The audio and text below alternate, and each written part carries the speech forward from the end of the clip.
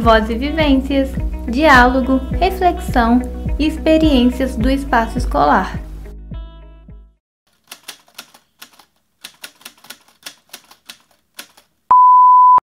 Olá pessoal, sejam muito bem-vindos. É com muito prazer que eu, Ana Santos, extensionista do Pensar Jovem, um programa de extensão do Cefet-MG, começo agora o primeiro episódio do podcast Voz e Vivências de 2023. O tema do nosso bate-papo é violência nas escolas.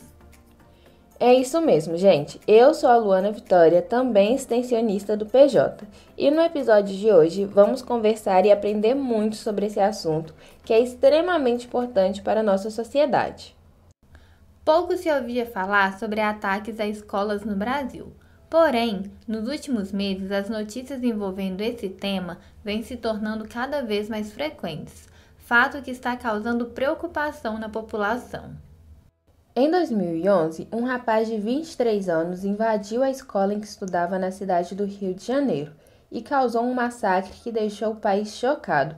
Portando 2 revólveres, atirou contra os estudantes, matando 12 deles, e em seguida tirou a própria vida.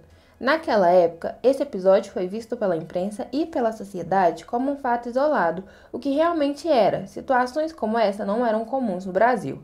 Entretanto, muitos casos têm acontecido nos últimos tempos, o que vem causando uma certa preocupação em relação ao cenário atual. E para falar mais sobre esse assunto, convidamos os alunos Ana Madalene, Caio Silva e Adrian Júnior para bater um papo com a gente. Oi pessoal, é um prazer recebê-los aqui no Voz e Vivências. Conta pra gente um pouco sobre vocês. Oi, eu sou Ana Madalene, tenho 15 anos, estudo na escola Instituto de Educação, mais conhecido como IENG, e estou no 7º ano. Olá, eu me chamo Caio, eu tenho 16 anos, eu estudo na Escola Estadual Ulisses Guimarães e eu estou no 9º ano. Oi, meu nome é Adrian, eu tenho 16 anos, sou do 1º ano e estudo na Escola Leopoldo. Pensando de maneira geral, como vocês se sentiram em relação aos atentados que aconteceram nas escolas? Fale um pouco pra gente também como foi para vocês irem para o colégio depois de ficarem sabendo de tudo que havia ocorrido? Bom, eu fiquei sabendo quando os meus colegas chegaram em mim falando que ia ter um ataque e mostrando um vídeo de uma pessoa falando. E minha mãe e meu pai também ficou sabendo, minha mãe ficou com medo, eu não fiquei com muito medo, mas eu me preveni, fiquei mais em casa, além que meus pais pediram, e a escola tinha comunicado também e tinham falado que os policiais iriam ajudar. Mas, em certo momento, quando me falaram, eu fiquei um pouco nervosa e com um pouco medo. Em questão dos atentados nas escolas, eu me senti preocupado com amigos e crianças que frequentam escolas e creches. Me senti preocupado, não todos os dias, particularmente falando, mas toda vez que é tocado nesse assunto, eu bate aquela preocupação, porque a gente nunca imagina que isso vai acontecer e as pessoas que sofreram os atentados presencialmente, que estavam presentes no momento em que acontecia, elas não imaginavam que aquilo iria acontecer na proporção que aconteceu, com tantas mortes e ferimentos, né, com adolescentes que não tem nada a ver, com crianças, assim como aconteceu na creche, que não tem nada a ver e que acabam perdendo a vida e deixando famílias completamente desabadas. Então eu me senti um pouco preocupado, porque na minha família eu tenho sobrinhos e primos que frequentam escolas, então toda vez que é tocado nesse assunto eu fico um pouco preocupado. Bom, em questão da minha primeira vez indo à escola, depois desses atentados, falando mais desses de 2023, depois indo na escola, depois sabendo desses atentados, eu Só reforcei mais a ideia de que eu tenho que ser um menino em que brinca, mas sempre sabe brincar, não aborrecendo e deixando rancor, mágoa, raiva alguma no coração de ninguém, porque é assim que começa. Basta uma pequena faísca para as pessoas explodirem e fazer o que fizeram. Então, quando eu fiquei sabendo do acontecimento, eu não fiquei com nenhum medo de ir para a escola, eu fiquei de boa. Para vocês, pessoal, as escolas deram algum tipo de assistência? Alguma ação foi feita em prol de sanar dúvidas ou até mesmo uma conversa para dizer que alguma medida seria tomada? Como eu disse, né, a escola comunicou, mas não em reunião com todo mundo. Eu não me senti acolhida, por quê? Porque a escola, como ela tem 2 turnos, ela meio que acolheu mais o segundo turno do que o nosso, no caso meu, que é o primeiro. E ela meio que comunicou pelo Instagram. Então a gente só ficou sabendo por isso mesmo, mas é isso. Não. Em questão de tomar alguma providência, minha escola e também a escola da maioria de alguns amigos meus não tomaram nenhuma providência, não. Eu vi relatos, assim, de algumas escolas que começaram a revistar mochilas antes de entrar na aula, mas a minha mesmo não tomou nenhuma providência, não. A escola avisou sim, falou pra gente não praticar o bullying e não fazer coisas erradas com as pessoas. Muito obrigada pela participação de vocês. É importantíssimo ouvir e dar voz aos alunos para que juntos possamos construir uma sociedade que atenda às necessidades de todos.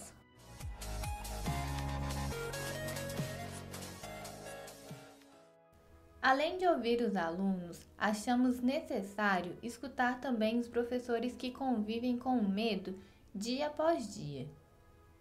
Para conversar com a gente e trazer uma outra visão desse assunto, convidamos o professor Luiz. Olá, Luiz, fale um pouco de você pra gente. Oi, Ana. Oi, Luana. Primeiro eu quero agradecer a oportunidade de estar aqui com vocês conversando, né? E dizer que é um prazer imenso estar aqui participando desse projeto. Enfim, eu sou o Luiz, eu sou professor, né, da rede pública de Minas Gerais. Sou professor de língua inglesa no ensino fundamental e no ensino médio. Eu trabalho em uma escola pequena em Ibituruna, então eu acabo trabalhando com todas as turmas, né? E atuo também com a disciplina de linguagens em preparação para o Enem, né, que é uma disciplina do novo ensino médio. Então eu trabalho com o primeiro e o segundo ano do ensino médio. Eu sou formado em letras pela Universidade Federal de Lavras, né? Tenho também mestrado pela mesma universidade e lá eu fiz pesquisas dentro da área da análise do discurso e pesquisei especificamente sobre o discurso da violência. Então, eu acredito que ter pesquisado, ter tido um olhar científico, né, para o discurso da violência foi algo muito relevante, né, e eu nunca esperava ter que trabalhar com isso de uma forma tão prática, né, dentro da sala de aula. Então, acho isso muito bacana. De forma geral, Luiz, como foi para você ter que ir para a escola depois de tudo que aconteceu? Como você lidou com a situação, incluindo as perguntas e os questionamentos que poderiam ser feitos por seus alunos? Olha, Ana, acredito que, primeiro de tudo, era uma situação nova, né? A gente nunca imaginou passar por uma situação assim. A gente sempre via esse tipo de coisa, principalmente nos Estados Unidos, sei lá, mas claro que acontecia também no Brasil, né? Então foi uma situação assim bem diferente de tudo que a gente estava acostumado a viver dentro do ambiente da escola, né? Porém, eu acho que tem um lado muito mais complicado, eu diria, de se pensar, que é uma cidade pequena, como Ibituruna, de 3.000 habitantes, né? Então acabou mexendo mesmo com a realidade da cidade toda, né? Grupos em que se falava sobre um possível massacre, ameaças a um diretor, né? Apareceram, e o nosso diretor, né? É o único diretor homem aqui da região, então ele acabou ficando muito visado, né? Mas foi uma situação, assim, bem diferente e uma situação que demandou um certo jogo de cintura. Principalmente porque os alunos, eles não faziam perguntas diretas, né? Não chegavam pra gente, professor, vai acontecer isso, recebemos um áudio com ameaças e tal, o que fazer? Mas a gente ouvia burburinhos na escola, né? Então, a orientação que a gente tinha é que se ouvisse algo, né, que era para desmentir, tranquilizar e tal. Entendi, Luiz. E quais foram as medidas e ações tomadas por você? Você acha que foi eficaz? Os alunos se sentiram um pouco mais seguros no ambiente escolar? Então, quando a gente vai olhar para as ações, né, tinham aquelas ações práticas que foram tomadas pela própria escola, que era no sentido de fechar a porta da escola, né? Como eu disse, eu trabalho numa escola pequena, em uma cidade pequena, né? Então era muito tranquilo você chegar na escola e achar a porta aberta, qualquer um entrava, conversava ali com o diretor, com a secretaria, com o pessoal da secretaria, na verdade, né? E isso agora não existe mais, né? Por questões de segurança, né? A porta é fechada, então se alguém precisa de algo dentro da escola, né? Você tem que tocar o interfone e pedir para entrar e se identificar, né? As primeiras ações foram essas, né? A prefeitura, né? Apesar de trabalhar em uma escola estadual, a gente tem muito apoio da prefeitura, né? Então a prefeitura fez ações junto com a polícia militar, e a polícia está sempre na porta da escola, seja no início das aulas ou no final das aulas, né? E isso foi muito importante, né? Essas questões foram muito tranquilas, essas questões mais práticas. Mas também aconteceram oficinas, e essas oficinas, elas partiram de um trabalho do próprio estado, né, do próprio governo estadual, e nessas oficinas nós trabalhamos com os alunos questões da vivência deles, né, não trabalhando especificamente a violência, mas no sentido de trabalhar a cultura de paz. Então foram divididos todos os professores, e os professores trabalharam com turmas específicas. E eu trabalhei com uma turma de 9º ano. E nós trabalhamos os sonhos. Nós falamos sobre os sonhos de cada um. Eu também fiz esse trabalho junto com eles. Eles desenharam de uma maneira muito criativa, né? O sonho deles. Então tinha gente que queria ser advogada, tinha gente que queria ser médico veterinário, um aluno queria ser jogador de futebol e tal. Então, além de demonstrar dessa maneira muito criativa os sonhos, e depois esses desenhos eles foram expostos para a comunidade escolar, eles puderam falar sobre esses sonhos, né? Isso aconteceu justamente no dia em que percebia-se ali dentro daquelas ameaças, né, de grupos de WhatsApp, quando essas ameaças iriam de fato acontecer, né, no dia 20 de abril, salvo engano. Mas, então foi muito bacana, né? Nós pudemos falar sobre aquilo que é o lado contrário da violência, né? O que motiva a construção de uma sociedade voltada para a cultura de paz, né? Então essas ações aconteceram e elas ainda acontecem, né? Nós vamos ter agora uma segunda parte desse projeto do governo do estado, em que a gente vai continuar falando sobre essas coisas que motivam a não violência, né? Porque o que nos move, por exemplo, eu estou dizendo aqui do sonho porque foi o que eu trabalhei especificamente, né? Mas o sonho é o que nos move e faz com que nós sejamos pessoas melhores. Então eu acho isso muito bacana. Agora, Luiz, conta pra gente um pouco de como foi pesquisar e estudar sobre o discurso da violência. Em sua opinião, isso te auxiliou nos questionamentos dos alunos? Olha, Ana, falar de discurso da violência para mim é prazeroso, né? Porque foi o meu objeto de estudo, tanto na graduação, nos projetos de iniciação científica, quanto no meu mestrado, né? Mas enfim, me ajudou bastante a lidar com os alunos, né, nesse sentido, porque essa violência, né, que estava ali no discurso, principalmente das redes sociais, do WhatsApp, do Telegram, ou seja, qualquer outra rede social, isso causava uma atmosfera de medo. Então, o medo, né, querendo ou não, ele é um discurso porque ele produz um sentido, né? A gente tem o discurso do medo, né? Então, nas falas, esse medo estava muito presente. Não vou vir à aula amanhã porque talvez vai acontecer isso, né? Aí eu falava, não, calma, não é bem assim. E a gente tentou trabalhar com isso dessa forma, né? Mas não só me ajudou a lidar com os alunos naquele momento, né? Como também me ajuda a lidar agora.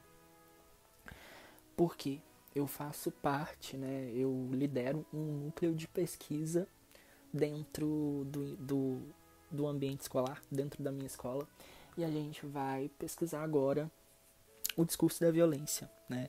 Eu já fazia parte desse núcleo no ano passado, mas nós decidimos trabalhar com o discurso da violência esse ano.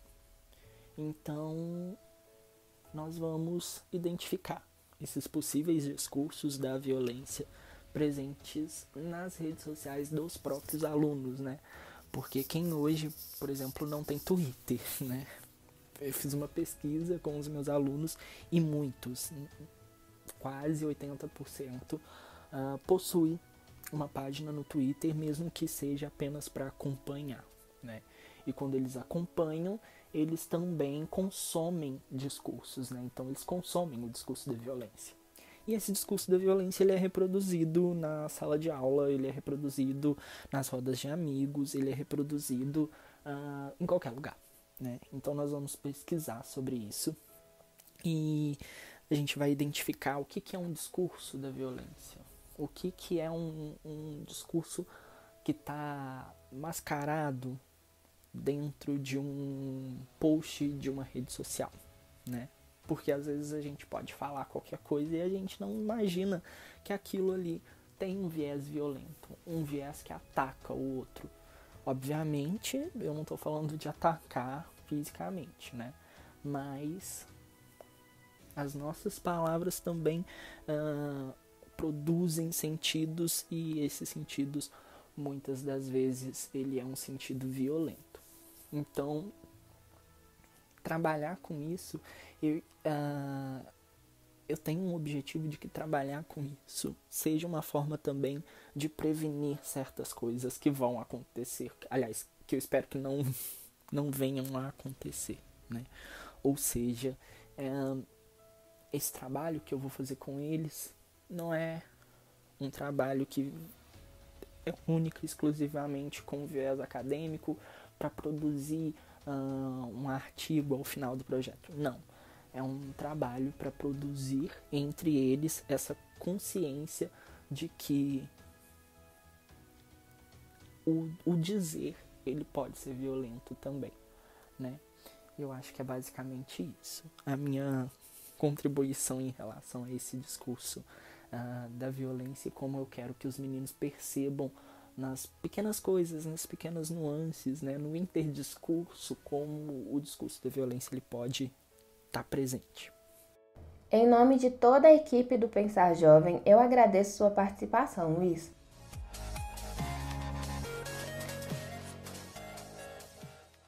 Depois de ouvir todos esses relatos, é muito relevante também ouvir um profissional que entenda sobre saúde mental para falar sobre esse tema.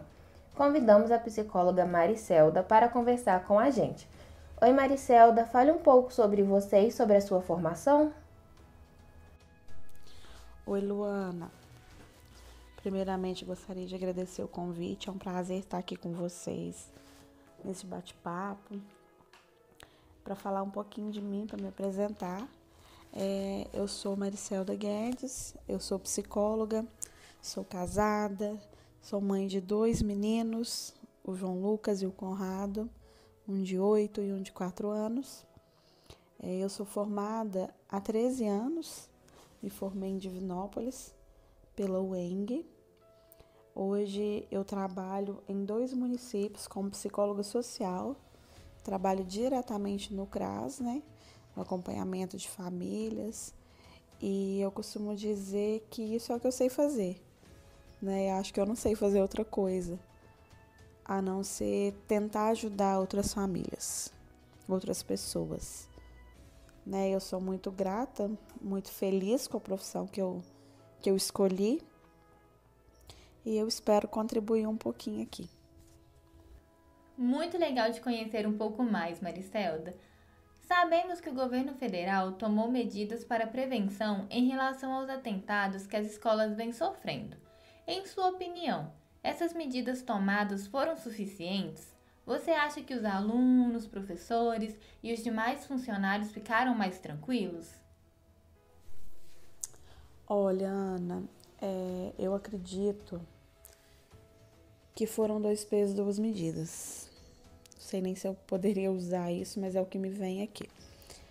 Por quê? Eu acredito sim que as medidas que foram tomadas, a instalação de mais câmeras, né, seguranças nas escolas, eu acredito sim que tem aumentado a tranquilidade, né, diminuído um pouco o medo.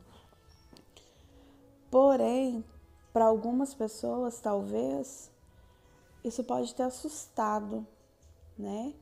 Porque chegar na porta da escola, num ambiente que seria um lugar de aprendizagem, de socialização, de fazer amizades, e você se deparar com um segurança armado, né? Na porta da escola, onde tem crianças, né? Crianças pequenas, bem pequenas até, por sinal. Eu acho que isso pode causar um estranhamento muito grande, né? Um medo, mas que nesse momento foi necessário. Eu acredito sim que tenha aliviado um pouco do medo, mas por outro lado é isso que eu já disse. Isso pode ter causado um estranhamento, mas nesse momento era o que teria que ter sido feito, né? De acordo com o UOL Educação, houve uma queda considerável na frequência dos alunos nas escolas desde quando os atentados aconteceram. Aparentemente, essa frequência está sendo retomada. Então, gostaríamos de saber a sua opinião sobre medidas que podem ser tomadas para auxiliar nesse processo. Em seu ponto de vista, como o medo instaurado nos alunos, professores e demais funcionários pode ser tratado? O que você indicaria para melhorar as medidas que já estão sendo implementadas nas escolas? Luana, quantas medidas para diminuir a evasão escolar, né, o aumento da infrequência dos alunos, eu vejo que uma saída poderia ser criar ambientes nas escolas. Eu sei que isso hoje já acontece em muitas escolas, mas criar ambientes e momentos em que os alunos possam expressar os seus medos, as suas insatisfações, né? Um ambiente onde o aluno possa falar sobre os seus sentimentos, né? Nós não tínhamos isso no passado, isso é novo, né? Hoje a gente vê isso até inclusive na reformulação do novo ensino médio. Os alunos têm eles têm momentos, né, matérias, vamos dizer assim, conteúdos que eles conseguem mais se expressar.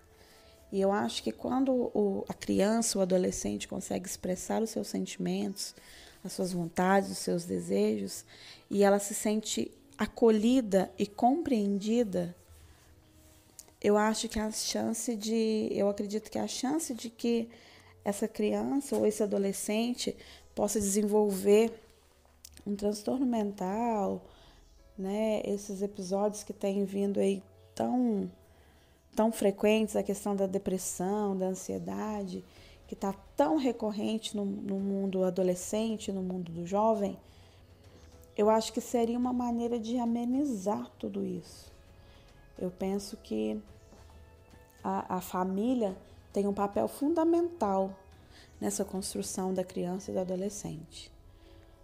Porque às vezes a família deixa o filho solto e isso não pode acontecer, né? O filho estando solto e os pais não sabendo o que ele vê, o que ele recebe, o que ele olha no celular, o que ele acompanha, o que ele carrega na mochila, ele vai ficando solto, ele vai ficando, digamos que, sem conexão, né? Então, tudo que fizer é lucro.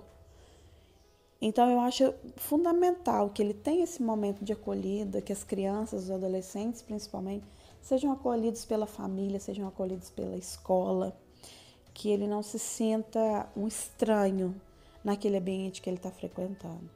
Porque, infelizmente, tem crianças e adolescentes que se sentem estranhos dentro da própria casa. Eles não reconhecem os familiares não reconhecem a criança e o adolescente. Então, é papel da família, na maioria das vezes, acolher, observar, controlar, né, o que o adolescente, o que a criança está, o que ela está assistindo, o que ela está criando, o que ela está carregando na mochila. Eu costumo dizer que a gente precisa ser pais chatos, digamos que chatos. Os nossos filhos precisam de privacidade, mas até um certo ponto, né? A gente não pode ser totalmente permissivo à privacidade total dos nossos filhos. Nós enquanto pais, nós somos os condutores das crianças e dos adolescentes. Então, nós precisamos estar atentos a tudo que eles estão fazendo. Então, eu penso que o caminho principal para que diminua esse medo de ir para a escola, essa infrequência, é o acolhimento, é ouvir, é acolher o medo, é acolher a insegurança e também se posicionar, né, enquanto ponto de apoio para essa criança, para esse adolescente. Então, eu vejo que a família tem um papel fundamental para que a criança e o adolescente consiga superar tanto esse medo como qualquer outro medo, qualquer vivência dela. É isso. Muito bacana suas colocações, Maricelda. Foi um enorme prazer recebê-la aqui no PJ.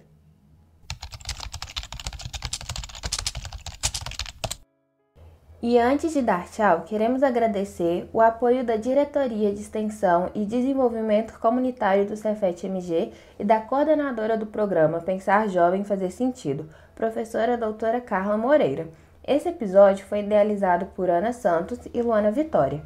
O Pensar Jovem convida a todos os entusiastas dos assuntos e reflexões relacionados à educação e literatura a participar dos nossos debates aqui nos nossos podcasts e nas redes sociais. Nosso Instagram é o @pensarjovemcefetmg e todas as informações sobre como enviar suas propostas estão lá. Obrigada, ouvintes, por terem nos acompanhado até aqui. Esperamos que tenham gostado do nosso bate-papo e até o próximo episódio.